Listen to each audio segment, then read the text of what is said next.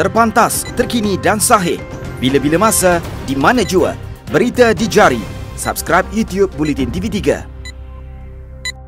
Buletin Pagi 22 April bersama saya, Hawa Rizwana Rizwan. Tajuk utama pagi ini, ujian saringan COVID-19 melalui pengambilan swab tidak membatalkan puasa. 3 kementerian kerjasama pastikan Malaysia peroleh vaksin COVID-19.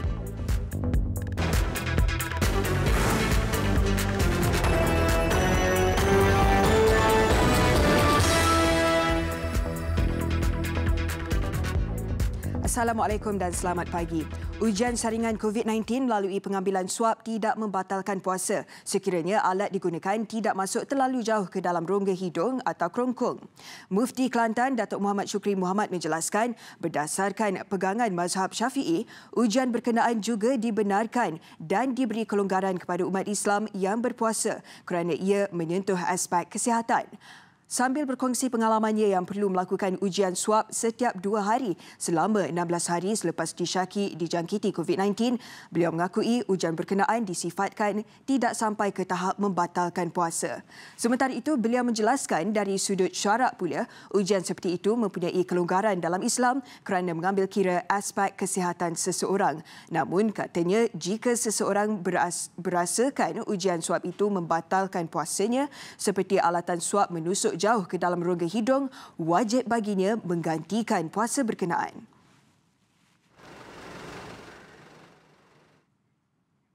Kementerian Luar, Kementerian Sains Teknologi dan Inovasi, MOSKI serta Kementerian Kesihatan bekerjasama untuk memastikan Malaysia mengambil langkah proaktif dalam mendapatkan vaksin bagi pandemik COVID-19. Menteri Sains Teknologi dan Inovasi Khairi Jamaluddin Abu Bakar berkata, kerjasama itu bertujuan memastikan Malaysia berada di kedudukan terbaik untuk mendapat akses kepada pembangunan vaksin COVID-19 serta mampu terus mendapatkannya apabila ia siap dihasilkan.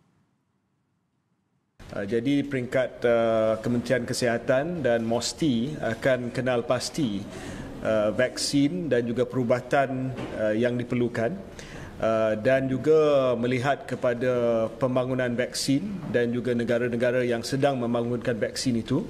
Dan maklumat ini akan dikongsi bersama dengan Wisma Putra yang akan menggunakan diplomasi dan juga hubungan yang baik antara Malaysia dan negara-negara yang menghasilkan vaksin ataupun sedang membangunkan vaksin.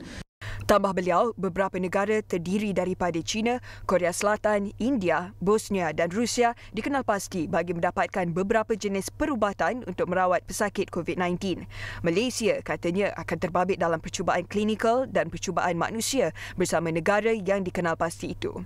Khairi turut tidak menolak kemungkinan tempoh penghasilan vaksin COVID-19 yang dijangka mengambil masa 18 hingga 24 bulan akan dapat dipercepatkan kerana COVID-19 sudah menjadi pandemik global.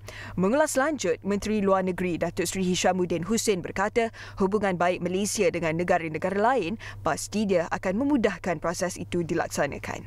Apa yang kita nak lakukan ini akan mengurangkan tempoh we get back to normalcy. So kalau kita kata ini the new normal must take into account how we going to prevent people being infected and how we going to treat them if they are infected. So this is the way forward, and Wisma Putra will work very closely with MOSTI and Ministry of Health. Sabah perlu menjana keupayaan negeri melalui kepakarannya, terutama melalui sektor pendidikan tinggi dan kesihatan. Bukan sahaja ketika berdepan wabak pandemik COVID-19 ketika ini, malah sebagai langkah persediaan jika wabak itu berpanjangan atau situasi seumpama berlaku lagi pada masa akan datang. Ketua Menteri Datuk Seri Muhammad Syafiee Apdal berkata, pendekatan itu penting bagi mengurangkan kebergantungan yang terhad daripada mana-mana pihak termasuk luar negara. Tambah beliau, sistem pangkalan data yang lengkap juga antara yang perlu dijana memandangkan masih ada data yang tidak lengkap menerusi senarai sedia ada iaitu e-Kasih atau Lembaga Hasil Dalam Negeri LHDN. Ketika ini, kerajaan negeri akan memastikan semua pegawai daerah menjelajah semua kawasan bagi mengumpul data terbabit untuk memudahkan proses penyerahan bantuan kepada mereka yang terjejas sepanjang PKP. Kalau kita menjelajah, kita buat pengkalan data ini dan kita Negeri Sabah akan mempunyai pengkalan data yang begitu lengkap di masa akan datang. Kita tidak hanya bergantung dengan lembaga hasil dalam negeri, IKASI saja. Kerana ini merupakan salah satu kaedah how best we can reach our people. Ya, dalam keadaan bila kejadian ini mudah-mudahan akan berakhir, mungkin akan datang lagi wabak. Datuk Seri Muhammad Syafiee Apdal yang juga Menteri Kewangan Negeri membentangkan rang undang-undang RUU Perbekalan Tambahan Pertama 2020 di Persidangan Dun Sabah semalam. Persidangan Dun Sabah meluluskan RUU Perbekalan Tambahan Pertama 2020 bernilai RM533 juta bagi keperluan program di bawah pakej bantuan COVID-19 Sabah. Speaker Dun Sabah Datuk Syed Abbas Said Ali ketika mengumumkan perkara itu berkata RUU yang dibentang Datuk Seri Muhammad Syafiee diluluskan selepas bacaan kali ketiga. Pusat Pengurutan Zakat Majlis Agama Islam Wilayah Persekutuan PPZAK Mawib menggalakkan umat Islam membayar zakat secara dalam talian berikutan situasi wabak COVID-19 dihadapi negara ketika ini. Namun bagi memudahkan urusan mereka yang sukar melaksanakannya secara dalam talian, 5 kaunter zakat fitrah masih dibuka.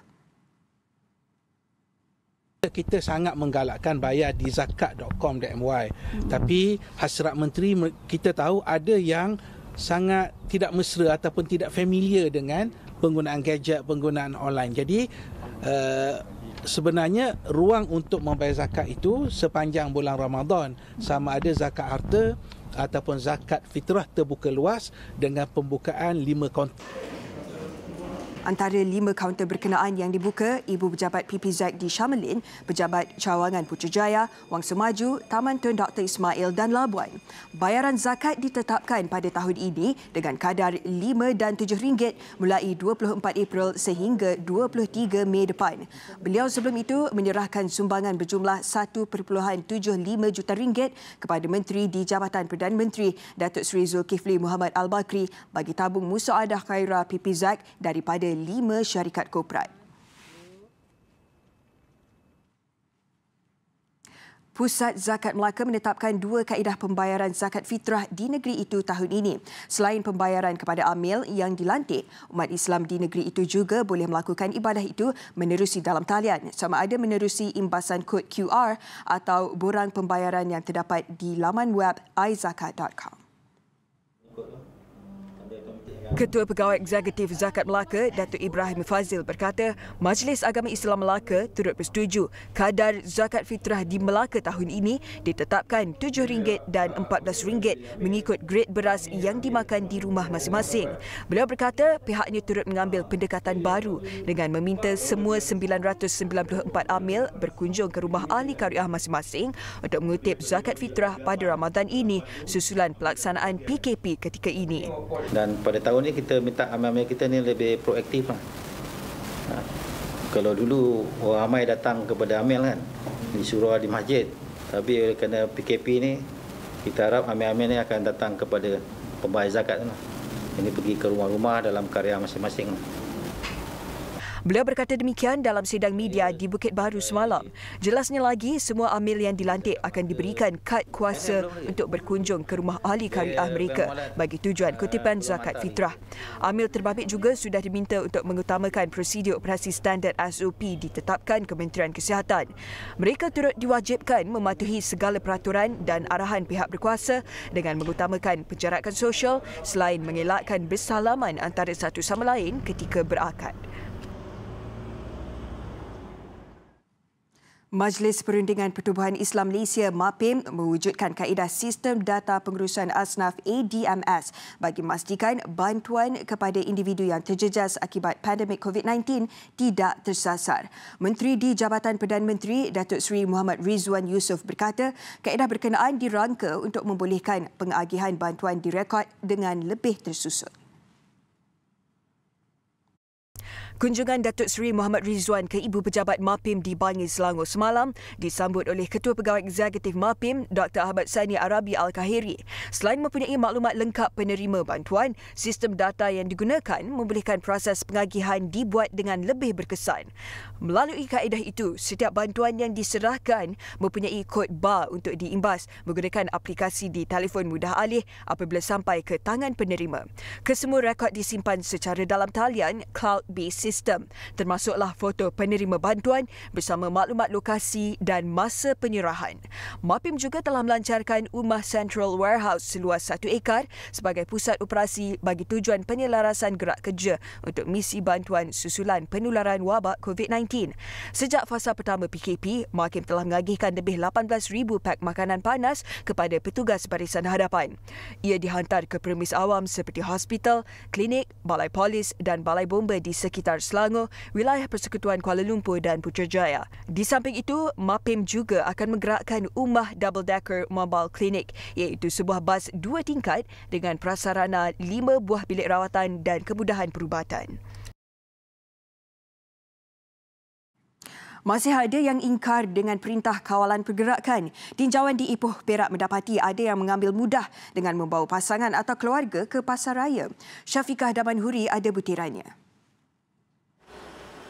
Tinjauan bermula pada jam 10 pagi di sebuah pasaraya di Klebang Ipoh. Seperti tiada apa-apa kawalan, ada keluarga yang datang berdua, bertiga membeli barangan. Bahkan pengguna Facebook turut memuat naik hantaran mengenai isu sama. Aizat Iman mendakwa ada pasangan yang berpura-pura tidak mengenali antara satu sama lain. Namun apabila berada di dalam premis, mereka tidak peduli untuk berdua-duaan. Maklum balas Pengarah Majlis Keselamatan Negara MKN Perak Khairul Rizwan Mat Said, arahan hanya seorang ketua keluarga keluar membeli barangan masih kekal. Dan saya berpesan kepada pasaraya ini, kalau minta kerjasama mereka supaya bila mendapati ada keluarga ramai, jangan bagi masuk. Hanya satu keluarga yang boleh masuk. Kalau perkara ini berlarutan, saya tidak akan ambil perkara mudah. Saya akan mengambil tindakan dengan pihak berkuasa untuk membuat tindakan kepada pasaraya yang sebegini. Tinjauan di beberapa pasaraya di Buntung dan Selibin mendapati sebahagian premis memaparkan notis arahan berkenaan. Perak antara negeri yang tersenarai bebas zon merah pandemik COVID-19. Itu bukan lampu hijau bagi keluarga untuk keluar bersama membeli keperluan harian. Sebaliknya, sehingga ada kata tamat PKP, perintah itu mesti terus dituruti. Laporan Syafiqah Damanhuri untuk TV3. Angkatan Tentera Malaysia ATM memperketatkan kawalan di sempadan dengan bekerjasama dengan pihak berkuasa negara jiran bagi memastikan tiada warga asing menyusup masuk terutama ketika pelaksanaan PKP. Panglima Tentera Darat Jeneral Tan Sri Ahmad Hasbullah Muhammad Nawawi berkata seramai 5,000 anggota tentera ditugaskan untuk kawalan sempadan sepanjang masa. Tambah beliau, ATM memandang serius keselamatan di sempadan dan di Kelantan. Sektor 8 Brigade turut diatur gerak untuk penugasan pengawalan di sempadan. Kita proaktif dengan apa yang akan berlaku. Salah satunya kita berhubung dengan rakan-rakan sejawat di negara-negara jiran. Kita juga menguatkan lagi kerjasama antara penguatkuasaan, tidak mengira warna baju, tidak mengira nama jabatan dan sebagainya, demi menjaga kedaulatan dan juga demi menentukan tidak bolosnya sempadan. Beliau ditemui selepas lawatan ke kawasan Art Penawar dan penguatkuasaan PKP di Kod Lanaz, Kelantan semalam. Jelas beliau lagi, sehingga kini Art Penawar membabitkan 7,000 pegawai dan anggota, membabitkan 3 cabang ATM di seluruh negara. Beliau turut meminta rakyat menjadi mata dan telinga pihak berkuasa dalam menyalurkan maklumat tentang kemasukan pendatang tanpa izin di sempadan dan kesalahan berkaitan PKP. Tidak semua lori kontena dari selatan Thailand diberi pelepasan memasuki negara ini melalui terminal kontena Padang Besar sepanjang tempoh Perintah Kawalan Pergerakan PKP. Sebaliknya, hanya kontena dengan muatan getah skrap dan cecair komoditi itu yang dibenarkan transit sebelum dihantar ke Butterworth, Pulau Pinang menggunakan perkhidmatan kereta api Tanah Melayu Berhad KTMB. Pengarah Jabatan Kastam Diraja Malaysia JKDM Perlis Wan Nur Wan Mamat berkata terminal itu kembali dibuka sejak 2 hari lalu selepas mendapat kebenaran dari Majlis Keselamatan Negara MKN. Yang terdiri daripada produk getah lah. Sebelum ni produk getah dan kayu getah. Cuma kayu getah tu tidak dibenarkan lah. Tidak dapat kelulusan. Semua produk getah lah dibenarkan masuk. Kami mengikuti syarat-syarat yang telah ditetapkan oleh pihak MKN dan juga oleh pihak MOT lah. Tambah beliau, setiap pergerakan masuk pihak Multimodal Freight selaku operator terminal akan menjalankan pemeriksaan suhu badan terhadap pemandu. Sepanjang proses penghantaran kontena, pemandu juga tidak dibenarkan langsung untuk turun dari kenderaan. Terminal itu beroperasi dari jam 9 pagi hingga 6 petang sepanjang PKP berbanding 14 jam sebelum ini. Difahamkan terdapat 5 kali penghantaran setiap hari yang memuatkan 45 gerabak pada satu-satu masa. Sebelum ini, tular di media sosial kononnya berlaku banyak pergerakan lori di terminal kontena Padang Besar walaupun dalam tempoh PKP. Wan Nur menegaskan berita yang tular itu adalah palsu. Sepasang suami isteri yang juga pengembara berbasikal dari Perancis terkandas di Johor sejak penguatkuasaan Perintah Kawalan Pergerakan PKP 18 Mac lalu. Cyril Pinardo bersama isterinya Rosia Sanz memulakan pengembaraan berbasikal dari Perancis sejak 3 tahun lalu. Dikatakan sudah terkandas lebih sebulan di Pontian. Mengikut perancangan awal, pasangan pengembara berbasikal itu sepatutnya meneruskan perjalanan pulang melalui beberapa negeri di Malaysia sebelum memasuki Thailand. Bagaimanapun, hasrat mereka untuk pulang dengan menggunakan penerbangan terpaksa dibatalkan susulan pelaksanaan PKP.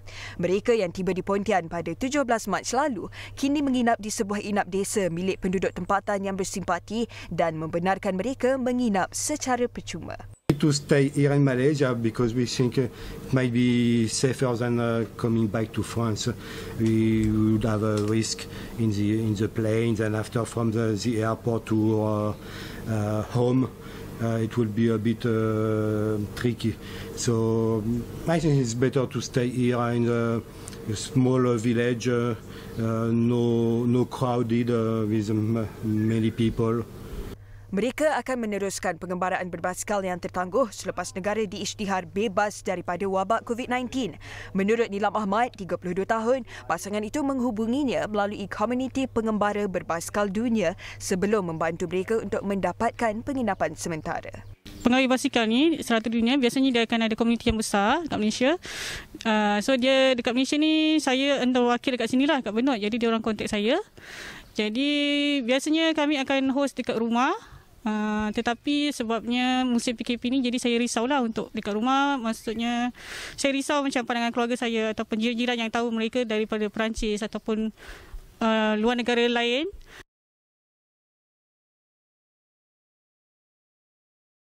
Besar impaknya. Tular selepas hasilnya Pantas menampilkan prosiding ini secara dalam keuangan maya. Berita di jari. Subscribe YouTube Bulletin TV3. Laporan antarabangsa. Indonesia mencatatkan 375 kes baru jangkitan COVID-19 hari ini dengan 26 kematian. Jumlah kematian akibat COVID-19 di Indonesia meningkat kepada 616 kes. Jurucakap Pemerintah Indonesia berkenaan COVID-19, Ahmad Yuryanto berkata, kes positif juga terus meningkat kepada 7,135 kes positif. Jakarta mencatatkan jumlah kematian tertinggi iaitu 287 kes. Diikuti Jawa Barat 62 kes, Jawa Timur 56 kes dan selebihnya di wilayah-wilayah lain. Sehingga kini 842 pesakit disahkan sembuh dan Indonesia sudah menjalankan ujian ke atas lebih 46,700 individu. Jumlah kematian COVID-19 di seluruh dunia sudah melebihi 177,000 orang setakat jam 9 pagi tadi. Manakala jumlah kes positif dan pesakit yang sembuh masing-masing sebanyak lebih 2.5 juta orang dan 690,000 orang. Amerika Syarikat terus menjadi negara paling teruk diancam, mencatat 819,952 kes dan 45,279 kematian. Lebih 36,000 kes positif baru dicatatkan di negara Big Apple itu dengan menyaksikan New York menjadi pusat penyebaran wabak itu.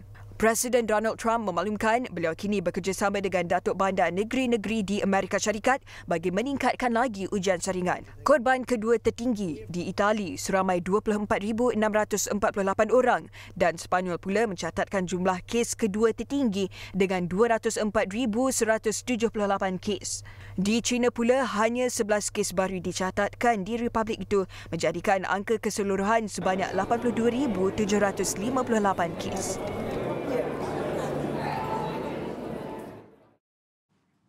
Pemimpin Korea Utara Kim Jong-un didakwa kini dalam keadaan tenat selepas menjalani satu pembedahan jantung. Perkabaran ini mula tular selepas diktator itu tidak menghadiri majlis sambutan hari jadi mendiang datuknya Kim Il-sung ke-108 pada 15 April lalu. Kali terakhir Jong-un dilihat adalah 4 hari sebelumnya iaitu pada mesyuarat kerajaan yang berlangsung pada 11 April. Spekulasi itu semakin hangat selepas wartawan NBC Katie Ter menerusi tweetnya mengesahkan pemimpin tertinggi Korea Utara itu kini dalam keadaan koma selepas menjalani pembedahan jantung. Menurut Ter, sumber itu telah disahkan oleh seorang pegawai kanan Amerika Syarikat.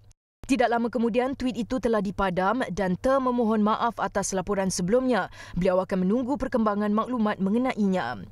Media Korea Selatan di agensi berita Yonhap pula menyebut Kim kini sedang menerima rawatan jantung di sebuah villa di Hyeongsan, luar Pyongyang dan keadaannya tidak seperti yang digambarkan oleh media antarabangsa yang lain. Tiada perkembangan lain mengenai keadaan terkini pemimpin Korea Utara itu. Berita ini juga mula tersebar selepas 7 hari Korea Utara melancarkan peluru berpandu ke arah Laut Jepun. Besar impaknya. Tular selepas hasilnya. Pantas menampilkan prosiding ini secara keuangan maya. Berita di jari. Subscribe YouTube Bulletin TV3. Sukan. Persatuan Bola Sepak Malaysia FAM dan Liga Bola Sepak Malaysia MFL sudah bersedia sepenuhnya untuk meneruskan saingan Liga Malaysia Liga M sebaik pelaksanaan Perintah Kawalan Pergerakan PKP berakhir. Menurut Setiausaha Agung FAM, Stuart Ramalingam berkata, mereka sudah mempunyai perancangan teliti untuk kesemua pertandingan di bawah kelolaan FAM. FAM dan MFL akan memperkenalkan prosedur operasi standard SOP baru yang perlu dipatuhi pasukan. Yang paling utama, pemain serta pegawai pasukan wajib menjalani ujian saringan COVID-19 dalam usaha mengurangkan risiko jangkitan. Tambah Stuart lagi, mereka telah maklumkan perkara itu kepada semua ahli gabungan. Biarpun tidak dapat menyatakan dengan tepat tarikh Liga akan kembali bersambung, namun FAM dan MFL sudah bersedia. Ia termasuk jika Liga hanya akan dapat dilangsungkan pada bulan Jun atau selepas itu. FAM dan MFL juga telah meraga beberapa pelan mengambil kira jumlah pertandingan musim ini dan tempoh masa ideal diperlukan untuk melengkapkan pertandingan. Pesuruhjaya Sukan Malaysia menasihatkan semua badan sukan yang berdaftar di bawah Akta Pembangunan Sukan 1997 menangguhkan mesyuarat agung tahunan EGM masing-masing. Tidak ada EGM akan dilakukan dalam tempoh terdekat ini sehinggalah tarikh yang diberitahu kelab. Perkara itu susulan pengumuman Menteri Pertahanan Datuk Seri Ismail Sabri Yaakob yang meminta semua mesyuarat tahunan syarikat, koperasi, persatuan dan organisasi perlu ditangguhkan. Ini termasuklah semua badan sukan yang berdaftar perlu mematuhi arahan PKP dan nasihat KKM yang sedang berkuat kuasa. Walau bagaimanapun, jika ada keperluan penting yang tidak dapat dielakkan, AGM boleh diadakan melalui sidang video tanpa melibatkan sesi pemilihan ahli jawatan kuasa yang baru. Pengurusan mesyuarat juga perlu mematuhi perlembagaan badan sukan termasuk menyimpan bukti dokumentasi perbincangan. Perintah Kawalan Pergerakan yang berlaku hampir di seluruh dunia ketika ini sudah pasti menjejaskan mata pencarian pekerja. Menyedari perkara itu, klub Jerman Borussia Dortmund telah membenarkan pekerja mereka bekerja di pasaraya bagi mendapatkan pendapatan. Bundesliga yang ketika ini sedang dihentikan kerana pandemik COVID-19 bukan sahaja memberi kesan kepada pasukan dan pemain, malah juga pekerja sementara. Atas timbang rasa, Dortmund bekerjasama dengan sebuah pasaraya tempatan membenarkan pekerja mereka bekerja di situ. Kerjasama ini secara tidak langsung dapat membantu pasaraya tersebut membuat kerja dengan lebih pantas bagi memenuhi keperluan penduduk yang semakin meningkat sejak pandemik ini. Pekerja tersebut akan kembali ke klub sebaik liga bersambung. Buletin pagi berakhir di sini. Sekiranya anda mempunyai sebarang aduan atau masalah yang ingin disuarakan sepanjang tempoh PKP dan penularan wabak COVID-19 ini, email kami ke news@tv3.com.my. Saya Hawa Rizwan. Assalamualaikum dan salam hormat.